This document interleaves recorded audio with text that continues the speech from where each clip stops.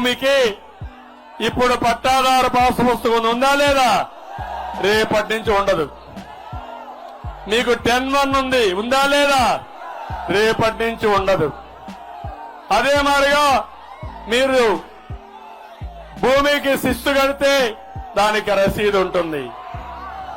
అదే మాదిరిగా encumbrance certificate ఇస్తారు, తీసుకున్నారా లేదా? నీ భూమి నీదవునా కాదా? ఇప్పుడు జలగ చేసే పని మొత్తం కంప్యూటర్లో పెడతాడంట. మీ అందరికి జిరాక్స్ కాపీ ఇస్తాడంట. ఒరిజినల్ కాపీ ఆయన పెట్టుకుంటాడంట. జిరాక్స్ కాపీ ఇస్తే ముడ్డి కడుక్కోవడానికి కూడా తుడుచుకోవడానికి పనికిరాదు. జిరాక్స్ కాపీ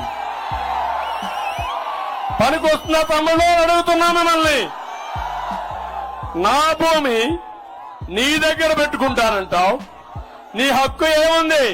నా భూమి నా పేరుతో ఉంది, దానికి ఒరిజినల్ లేకుండా డూప్లికేట్ ఇస్తానంటాడు. ఒప్పుకుంటారా మీరు? ఇంకో పక్కన నీ భూమి నువ్వు అమ్ముకోవాలి, నువ్వు రిజిస్ట్రేషన్ చేయాలి, అగ్రిమెంట్ చేయాలి. జగన్ పర్మిషన్ కావాలంటే జలగ పర్మిషన్ అవసరమా? జలగ పర్మిషన్ మనకు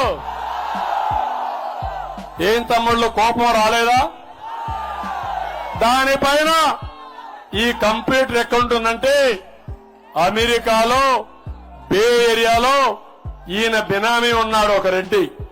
ఆయన పేరుతో ఆయన కంప్యూటర్ లో మీ జాతకాలు పెడతాడంట, మీ ప్రాణాలు పెడతాడంట. తర్వాత మీరు అమ్మాలన్నా కొనాలన్నా ఆయన పర్మిషన్ కావాలంట. ఆయన గుమస్తాను పెట్టుకుంటాడంట.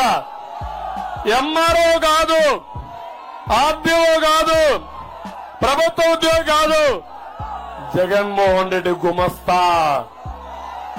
ఆ గుమస్తా చేతుల్లో మీ ఆస్తి పెడతాడంట.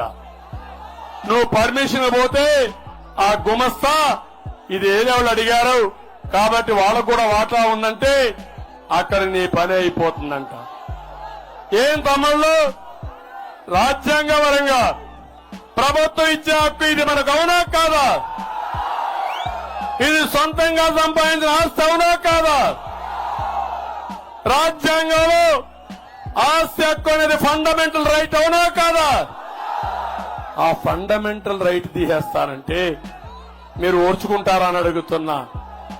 నేను అందుకనే ఈ చట్టం ఆమోదయోగ్యం కాదు.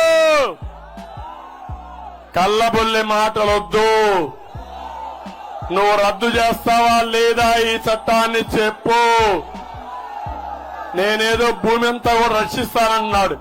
నీ రక్షణ వద్దు, నీ అధికారం వద్దు, నిన్ను నమ్మే పరిస్థితి లేదు.